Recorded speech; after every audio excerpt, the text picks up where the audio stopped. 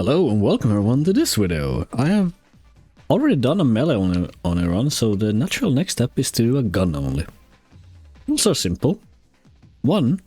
I can only deal damage with guns. Additions to this rule is enemies damaging each other is okay, so if I get body slammed into another enemy, and well, if I accidentally deal damage apart from these scenarios, I reload the last checkpoint.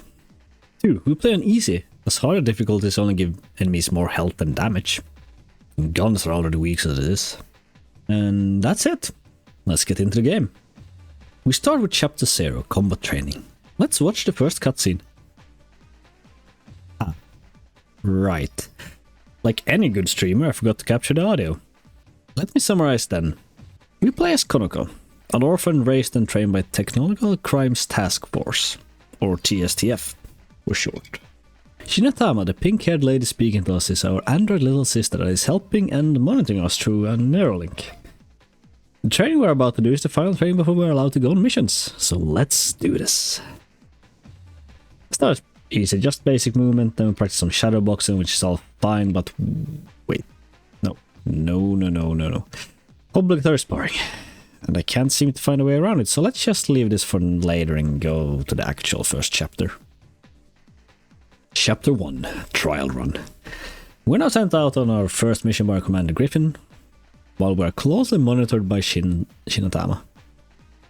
We are tasked to infiltrate the syndicate warehouse that they used to smuggle illegal stuff, to find an undercover agent named Shung.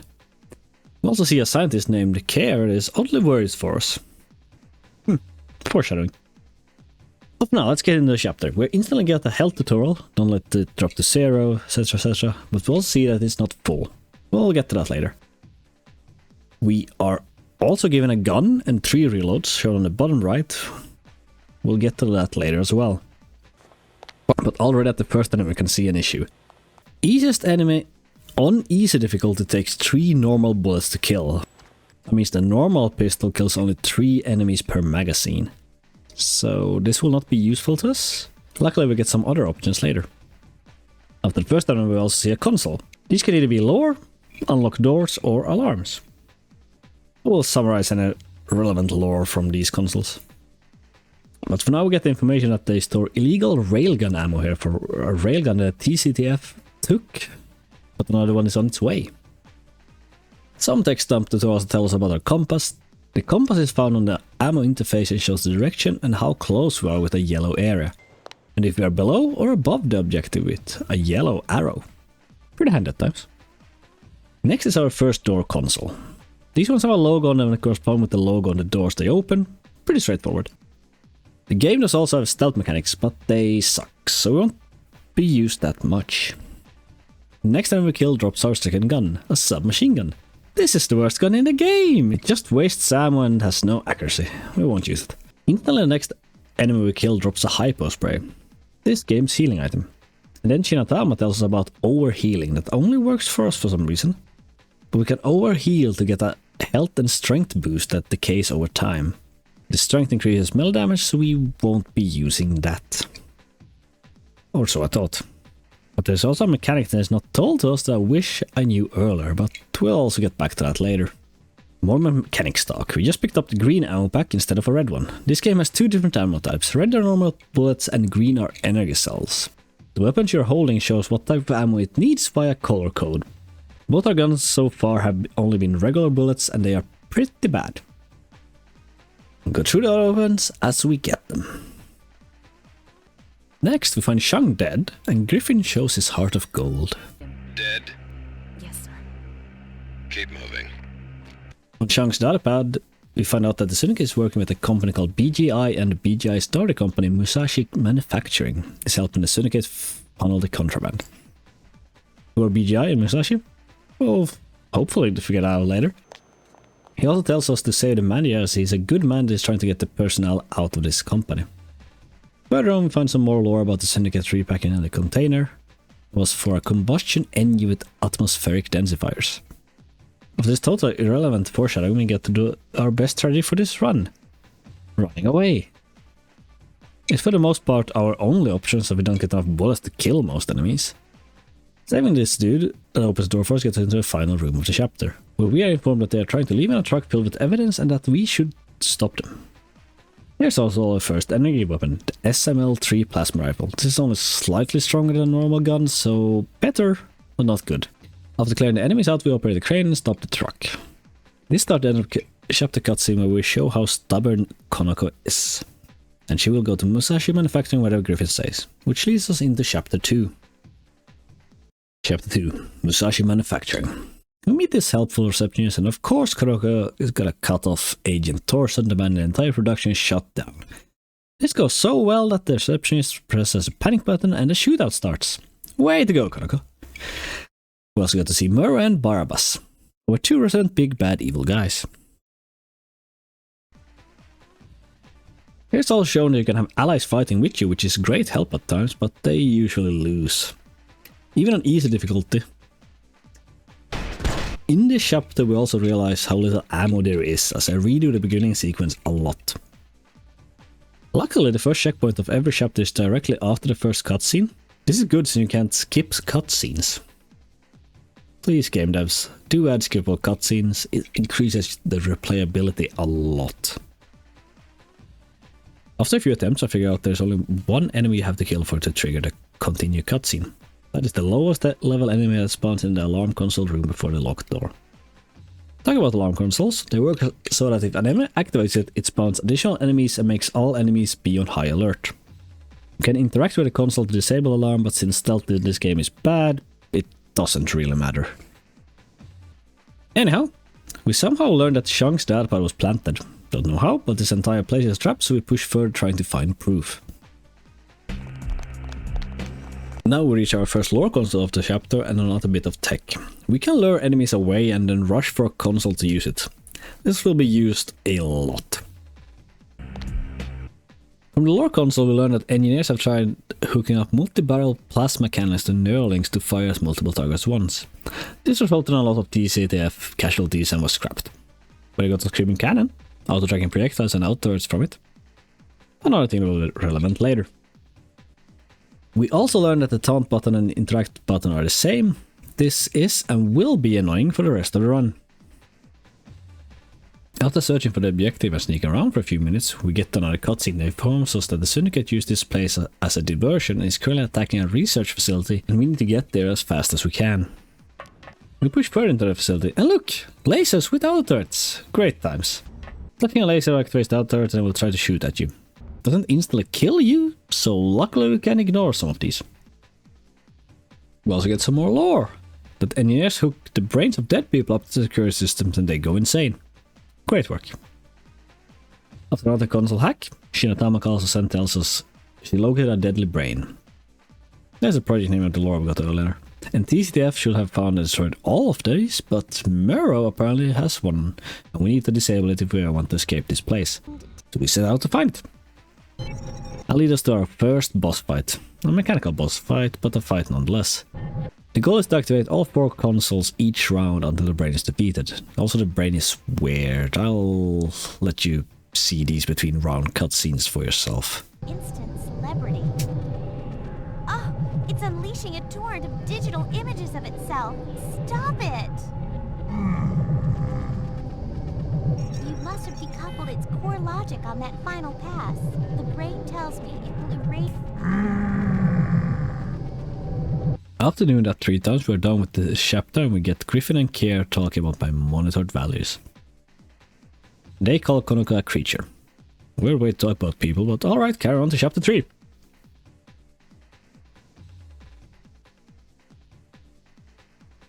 Chapter 3 puzzle pieces starts out with us jumping over the facility walls on a motorcycle because they were locked and we look cool. And instantly into another boss fight against Barabbas.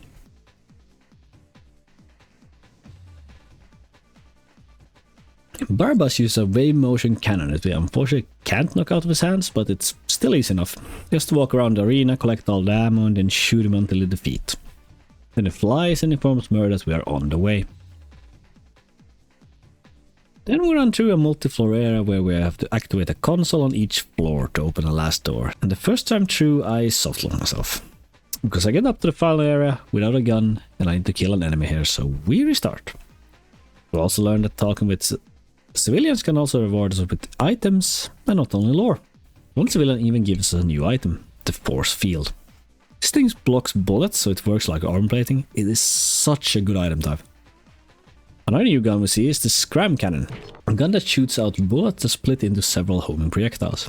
I thought this gun was good, but I will prove I'm wrong later. We also find out that this facility grows similar to life dolls, that's what Shinatama is. Back to the top of the tower, we're trying to kill the only enemy that matters and trigger the next cutscene, which I found really funny, so enjoy. Yeah, I mean, this is a very anime game. I'll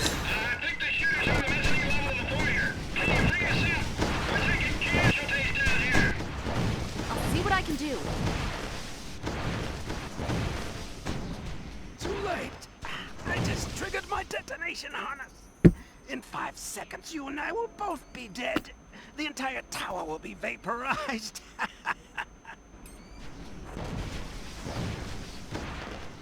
It's interesting, like on the reflection thing she has on the armor for like this old of a game. I think this is like really early 2000s. We continue in the foyer and continue fighting. We have some allies with us to help again, which is nice. Kanoko? This is another multi-lock, multi-floor area, so nothing new. But the next area we'll learn in that this factory had gone 263 days without accident. Well, until now. Next section can require platforming emphasis on can. I die and have to restart the foyer.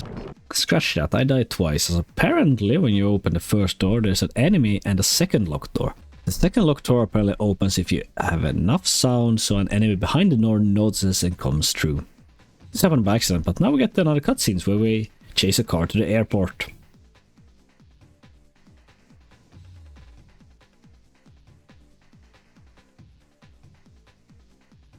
Chapter 4, Tiger by the Tail is on an airport, and it's around here where the game becomes large areas. In the cutscene we are forming a lot of casualties and see Murder is gonna catch a flight, so he has his men trying to kill us. Standard business. Entering there we read that TCTF has located restricted technology and is shutting down the airport. We run further in, ignoring all the syndicate troops, beating up civilians, or as I like to call them, distractions. Nothing much happens for the most of this chapter before we meet up with Murder again. It tells us that our potential is almost as great as his. Before we can think more about that more, he sends some goons on us. One of them uses the Van de Graaf pistol, as it apparently is called. It's a stun gun, it's the most annoying weapon an enemy can have. Luckily the force field stops me from being stunned. In the final section of this, we fight. Or well, run our way through a hangar trying to get to Murder's plane. And this is all where this chapter ends, and on to chapter 5, Hot Pursuit. There's no intro cutscene in this chapter, just as there wasn't any outro cutscene in chapter 4. We instantly start with a civilian being attacked by a syndicate troop, and we'll use the civilian to distract the troops. People are helpful. The next part is mostly just running around trying to lure enemies away from consoles. But we do get some more about malfunctioning atmospheric processors and the ghost signal from somewhere. The plot thickens. Also yes, this plays out in the future, so the atmosphere is poisonous and life outside cities are non-existent. We also get our last consumable item here, the face cloak. Turn you invisible, but enemies can still hear you, and if they're already attacking you, they know where you are. Thanks, stealth mechanics. Also new gun, the Super Ball gun. It's a mortar cannon that explodes on impact into 6 small cluster bombs.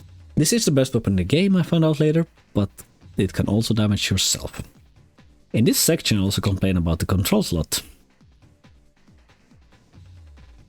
Did you know running in ONI is made by double pressing W? While it's annoying when enemies are faster than your walk speed, getting away is not the easiest. It's also another 3 console lock section. After that we get on the roof, and the thing you might have noticed is that almost every enemy in this chapter has a gun. I die. More than once. We also find a little store here. Evan sent out an SOS, fought a dude, got confident, then got shot. You can see both the bullet hole next to the console and Evan's body. A nice touch. This area is also large. When I get to where I'm supposed to attack a console, I don't have a gun. Luckily for me, there's a dude with a mortar cannon here, so I use him to take out his ally, and then he's out of bullets and I can lure him away. So I use the console piece. After that we run until we find our rappelling harness. This is a quest object. Can't use outside objectives, unfortunately. There are a few items like this in the later chapters. Then we see Murrow escape on a plane, so we go above it, rappel down, place a tracker device in it. The cutscene plays and we see that Murrow knows we are talking to Shinatama and he sends Barbas to get it. We also see in the mission complete art that the tracker we put on Murrow's plane didn't work. Anyways, onward chapter 6. Chapter 6 Counterattack. We start on our motorcycle and see that the Syndicate is launching an attack against TCTF headquarters, so we slide in to save the day. Literally. At the start of the chapter we get some Syndicate lore. Originally there was the Mafia, but they were too old-fashioned and lost ground to new technocentric organizations.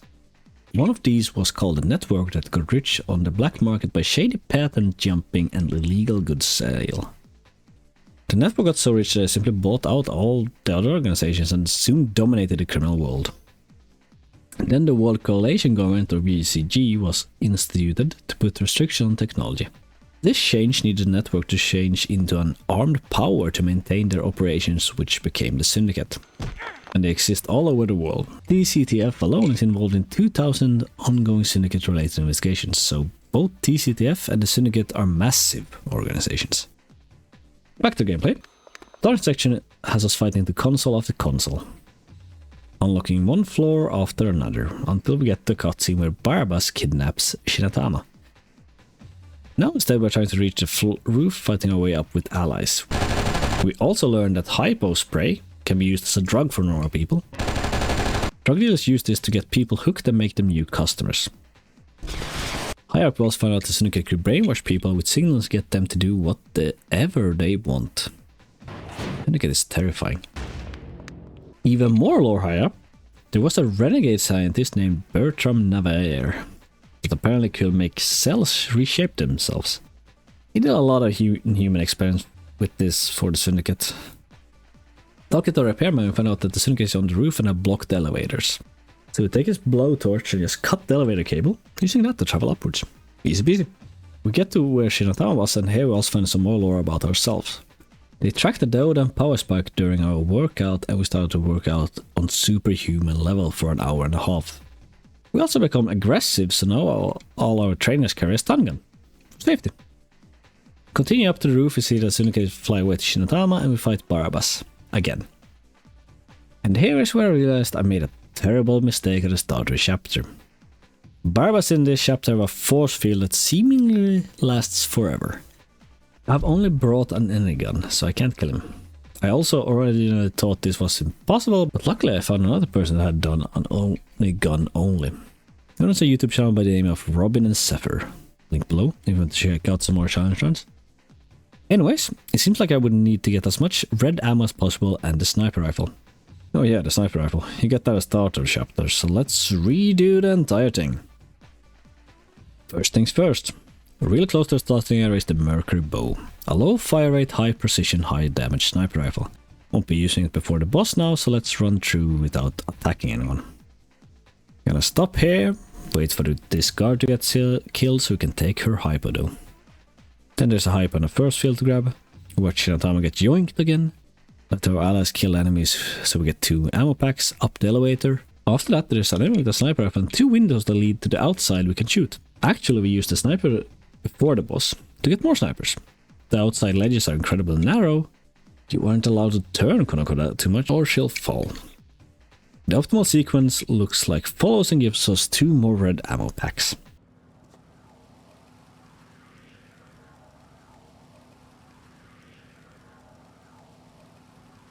This 2 gives me so much issues right now.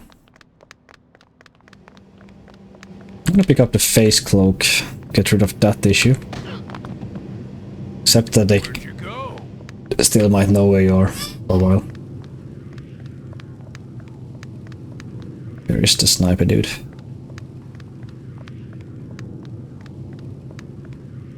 The lure means to fall off ledges. I probably can in some place.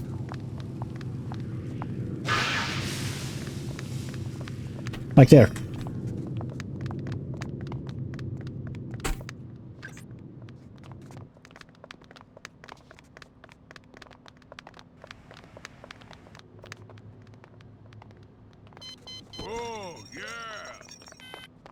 Okay, so now There's a sniper rifle here, right? Yes.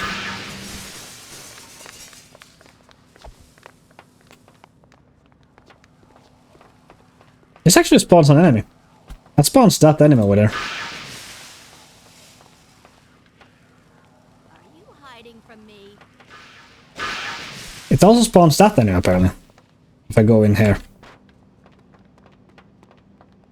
Are you hiding from Interesting.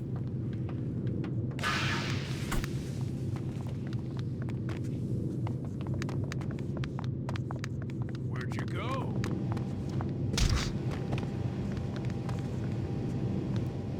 Scanning. hiding from me?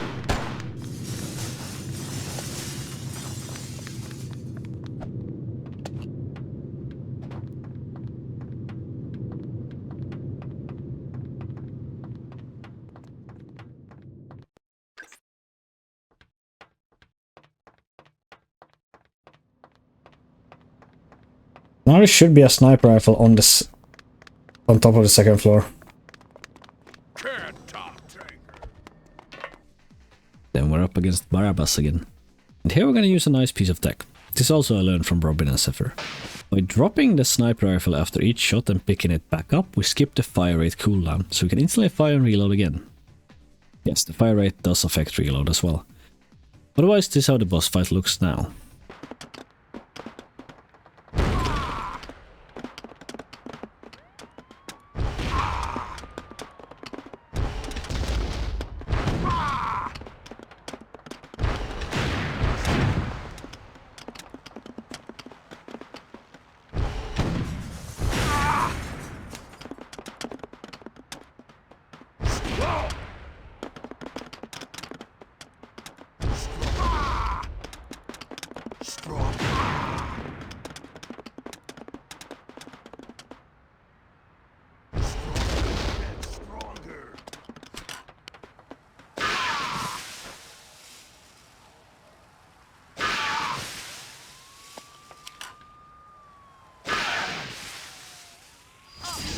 Afterwards we get the purple power-up effect, because we're so mad, and then we go after Shinatama.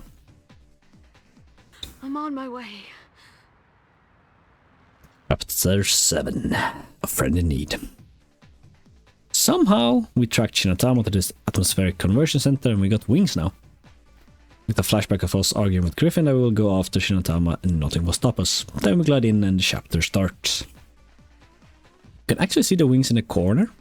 Shame we don't get to use them in the game.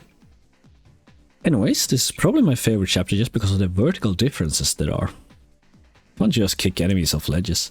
But we're not allowed to do that in this playthrough, and we don't start with a gun either, so running around the enemies is all we can do. Nothing much happens before the first elevator, where we get to see a cutscene where Muro tortures Shinatama. And we get to know that she has no pain limit for some reason. There is mostly just a lot of running in this chapter. We do get a lore that this center is shut down for testing and that they have had several minor security breaches. Then we get to a new mechanic. Turn off electricity and run over before it turns back on. We also get a countdown in the center of our health meter to show us how much time we have left. The electricity doesn't instantly kill us, but does deal a hefty amount of damage. More lore! You can reverse the effect of the atmospheric filtering process to make the air even more toxic. Why would you allow that? More running! And then we suddenly reached the final area and made another mistake. I realized that we need to kill every single enemy in the last rooms. And I don't have good enough gun or enough ammo. Oh yeah, I have a new gun. This is the Phase Stream Projector. It shoots a damaging stream that seems to do about as much damage as being tickled. They won't do. You know, it's time to redo the entire chapter again. Hack the first console, grab the heavy behind the console, then we're going to actually use the fuse box as hitbox to get up without having to run back, giving us our first green ammo piece. We know there's an enemy with a Phase Stream Projector in the final room, so we ideally want to enter with a red weapon on us. Taking the upper path in the second part gives us a force field, getting a hypo from a site worker, see previous statement. Then I try to get past the dude with a machine gun without him hitting us too much. Didn't work on this attempt, but we have some ammo, so let's continue. With enough speed we can grab this sniper for this lady, and the sniper is such an amazing weapon to have. Get a face cloak to run past everyone and get a hypo. We get to a part where there's a sniper on the bridge, but it also spawns 2 enemies when you go to pick it up, so we kill them. One of them drops another sniper. Yay! But it's empty. Boo. We get a hypo lift. We find the red ammo hidden in an alcove, and one on top of a console room. After another elevator we get to the electricity section. There are actually 2 electricity bridges arranged in a loop. For fun I went around to see what would happen, and if you do, you find a mortar cannon.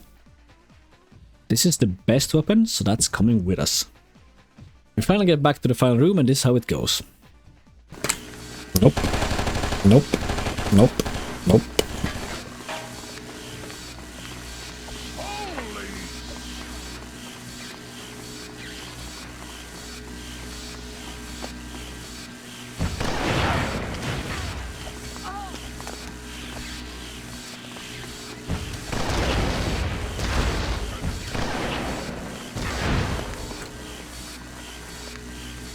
Well, that worked.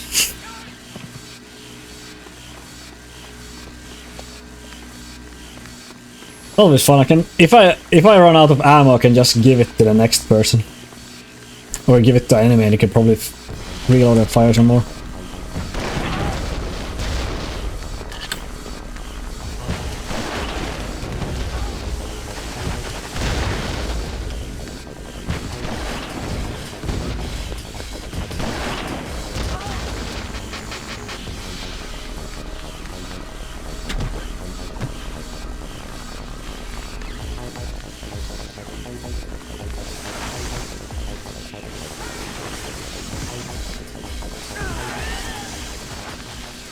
Get another purple power up that we learn is a Dode and Spike, which Griffin doesn't like. Chapter 8, An Instant Life starts instantly, and in the first room we can pick up a mortar.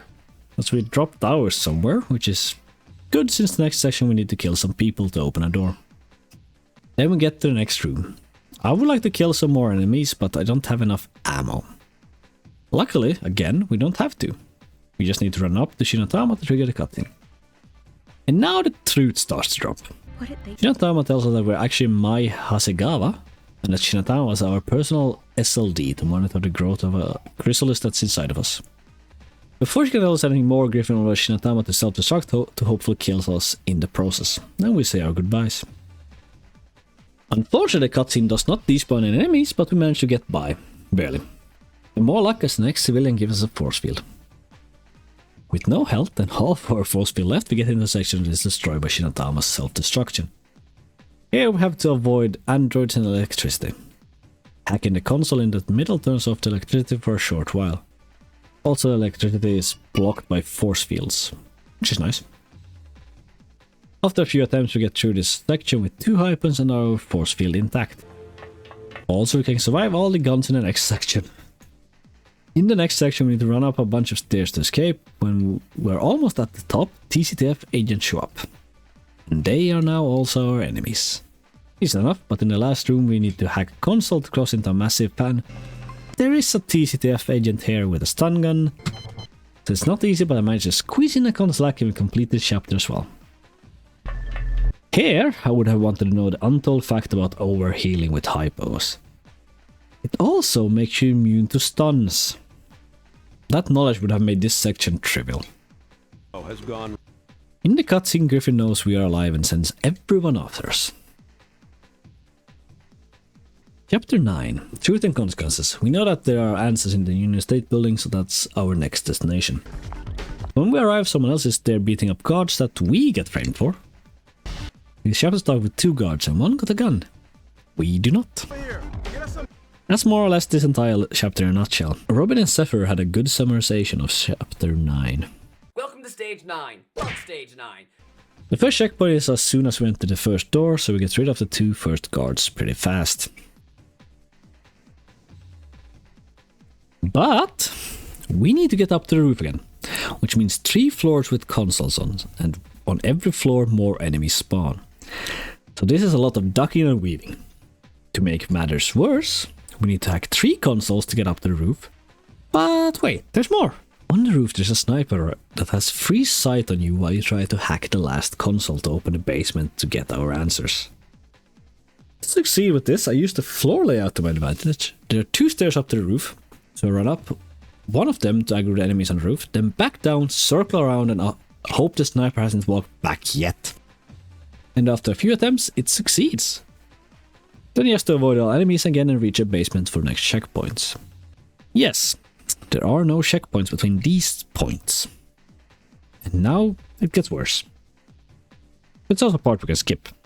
But to explain to why it gets worse, we need to get to one console to trigger a cutscene. But in that room are 2 guards, one with a stun gun and another one with a machine gun.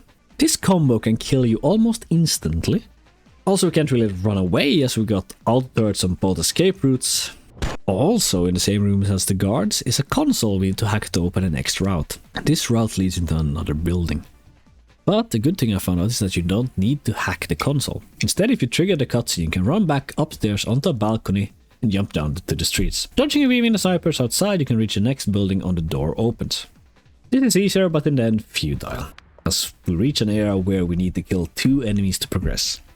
We have no weapons, and we can't get any weapons, so how do we complete this chapter? Well, on the 3rd floor, there are small glass balconies. We can use the railing to make a jump onto the roof and run to the end from there. So we could have skipped going to the basement entirely, but we want the checkpoint since it despawns all enemies. Taking this path across the roof, we reach the end section. Here I also realized that the zipline has collision. You can walk up then, I think. Anyhow, to actually complete chapter 9 we need to jump down to this yellow mark and the cutscene plays. Follow this black cyborg ninja by hitching a ride on one of his henchmen. Chapter 10, Cat and Mouse. Starts with us preparing to fight the dude with hitch a ride with, so of course we run past him. The goal for this chapter is to find a screaming cannon. A screaming cannon is a weapon that fires a homing projectile that homes in and deals damage over time to anyone that is hostile to the person firing the weapon. And yes, it hurts everyone, which will be handy. I thought this gun was the best in game, but I learned that the mortar is better. You see why we need a screaming cannon at the end of the chapter. This chapter is nothing special, mostly avoiding enemies with heavy weaponry and edges. But there's an elevator that needs us to kill this one dude, but not to worry. We can use the person with the screaming cannon to kill him and himself so we can get the screaming cannon. Then we run some more, pick up a zipline item and go to the next section. More running until we reach the boss elevator. In the cutscene we have some very poor choice of words. Why can I feel you inside me? And the ninja aggravates us. But with the screaming cannon we just have to do this.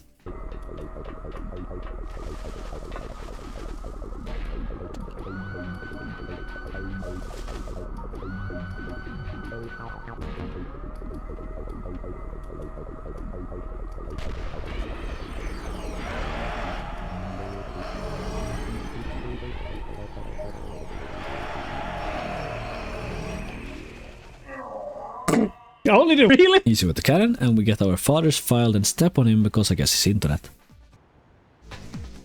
Chapter 11, Dream Diver. We start out in Dr. Hasegawa's lab, our dad, and we get to learn about our parents. They met in the university when Mia's dad was a teacher and her mom a student. Her mom was an activist and convinced her dad to join the cause. To get proof that the government was hiding things about the environment, they ventured outside the city. It was so toxic that her mother got a single cut on her leg that killed her slowly over time. After that, he tried to find a solution to fight the toxic outside and Kier helped him. Dr. Kier is Mia/Konoko's uncle, as her mother's maiden name was Jamie Kier. And cutscene ends with Murray showing up and taunting us, as siblings do. But we are also instantly stuck. We have to fight him, but we have no weapon. So we're gonna skip chapter 11 for now and go on to chapter 12. Sins of the Father. The opening cutscene has us sneaking by some guards on our way to find our uncle Dr. Kerr. Apart from some turrets that we can for the most part ignore shooting us, nothing really happens before we find our uncle. We ask him for help and he says can't unless we reroute the power.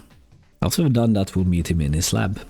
Next section is luring enemies around a large section while finding 3 consoles to open the lab and reroute the power. Same stuff we've done before. Then we meet our uncle again for another cutscene. Here we learn that we have a Dode and chrysalis inside of us that is slowly merging with us. This was done in hope of the chrysalis helping humans adapt to the toxic atmosphere. We also learned that the Syndicate forced our dad to implant one chrysalis into our brother, Murrow, while our uncle escaped us to the TCF, where Griffin forced him to implant the other chrysalis into us. The reason it was us was because they were made to fit our DNA only. Of course, no one knows how the transformation will end up, but that's a future problem. Now the guards will lure the way finally finds us again and attempts to shoot us. Our uncle jumped in front of the bullet, which was very unnecessary as I had a force field. What can you do? Anyhow, we get pissed and do absolutely nothing against the person who killed our uncle. Instead, we just open a door and run away. Pretty soon afterwards, we find lore that they have researched removal of the chrysalis, but it does not seem possible. We barely get past a lot of heavy weaponry and dive into acid. The chrysalis keeps us alive, luckily. On to Chapter 13, Phoenix Rising. Cutscene tells us it's 48 hours later and Griffin is not convinced that we are dead. And he's right as we crash a window and enter his office, but he escapes because his office is an elevator. Did not see that one coming. Time to chase after him, but more lore. Find out we managed to sneak in because security systems repairs weren't finished. Thank you for slow maintenance. First floor of this building is swarming with enemies and 2 snipers on the outside. If it looks familiar, it is the same place as Chapter 6 where we fought Barabbas. Now we need to hack a console to open the door to the lower floors. This requires a lot of running around to give us enough time to hack. Later, Mia/Konako says the Griffin has barricaded him in his secure room at the bottom. How she knows? No idea. The lore station informs us that Shinatama apparently saw us as sisters. Scientists didn't even know androids could do that. And that she also got enough free will to falsify reports about chrysalis growth. And that the chrysalis is over 80% integrated with our body. With that sad knowledge, we continue downwards, disabling power stations as we go. We also learned that the Griffin had an Android installed to operate security for his secure room, and that this version of Android wasn't designed for that. I do not like the sound of that statement. Finding our way downstairs, we managed to get hold of a screaming cannon. And we found that standing on these boxes bunches up the enemies nicely. So let the slaughter commence.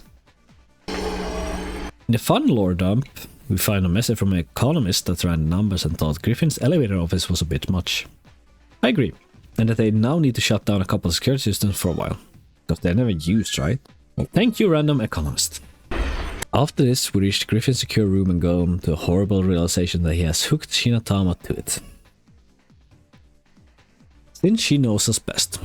Griffin, you son of a... This is the same as the first boss fight. Disable 4 consoles 3 times and we win. All this while Shinatama begs us for forgiveness. Thanks, game, for making me sad. After the 3rd round, Shinatama breaks free and tries to attack Griffin, but he shoots her dead, properly this time. We appear behind him and disarm him. Now we're given a choice to spare or kill Griffin. Unfortunately, for this run we need to spare him. It matters in the last chapter, which is chapter 14, Dawn of the Chrysalis. We somehow figure out where the Syndicate headquarters was, so we dropped in from the sky. We could also see ourselves at the start of the cutscenes, which I find funny.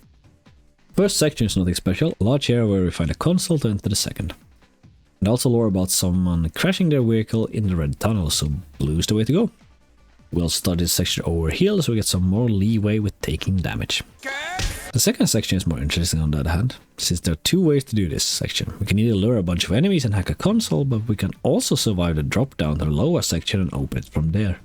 And then, when we run up, the cutscene that spawns the enemies we need to kill happen. But we also have to kill 3 enemies on the upper floor. Easy enough done with the mortar cannon.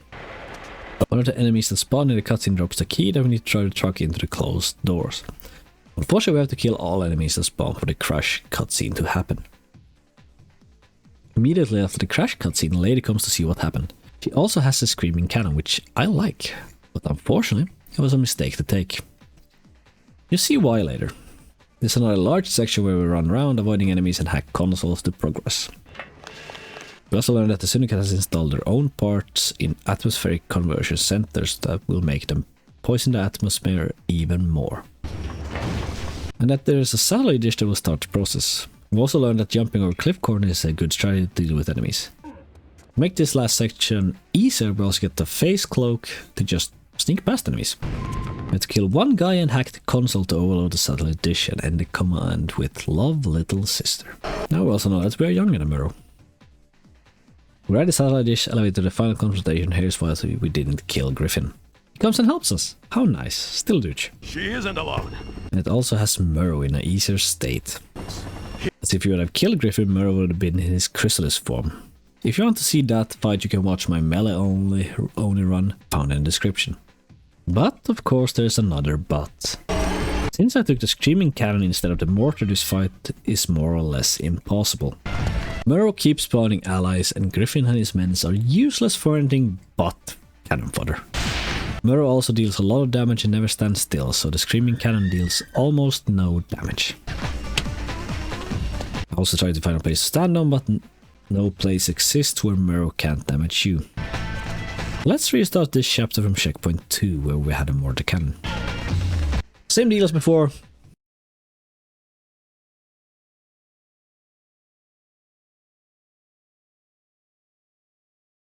Now in the final fight we use the similar strategies to Barba's fight. Shoot, drop, repeat. Murrow is a lot faster, so every now and then we have to run away. Okay, so now I need to get some more distance between this dude again.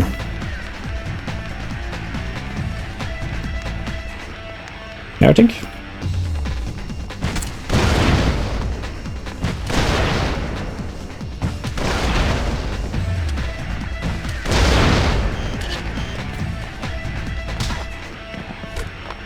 Maybe I should start trying.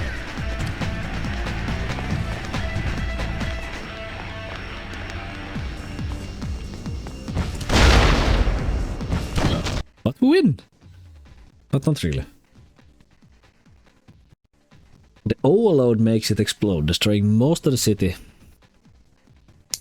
The overload makes it explode, destroying most of the city. In a cutscene that is not captured in this video, Mia/Konoko has a dialogue of the aftermath where not a single other person except her is seen. She survived because of the chrysalis transformation completed, but she's still human looking. That's the final chapter done. But we still have 2 more unfinished ones. But unfortunately they will remain unfinished. Chapter 0, Combat Turning. This chapter can't be completed because even if we could get out of bounds, each room needs to be completed before the next one can spawn. This is also a training chapter, so I don't really count that, but even if we don't, chapter 11 Dream Diver has a speed. Can't complete this chapter without punching. I'll let stream me explain.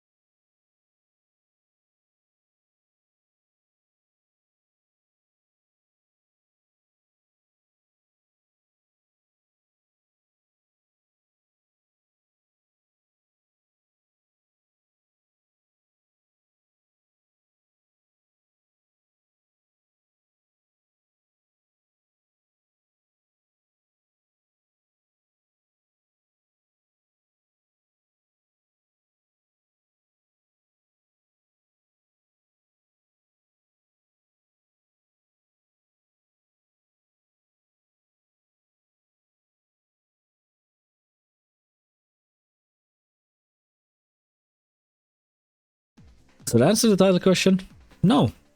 You can't beat ONI with gun only. No, you can't beat ONI with only guns. You need at least 3 punches for chapter 11. That was also a dream, so no relevant lore stuff happened there. Which means... That was also a dream, so no relevant lore stuff happened there. Which means, if we ignore the dream and the training, we can say yes! But that's too cheap. Anyways, If you want to see the entire successful attempt, there will be an unlisted video in the description. Thank you all so very much for watching, and until next time, see ya.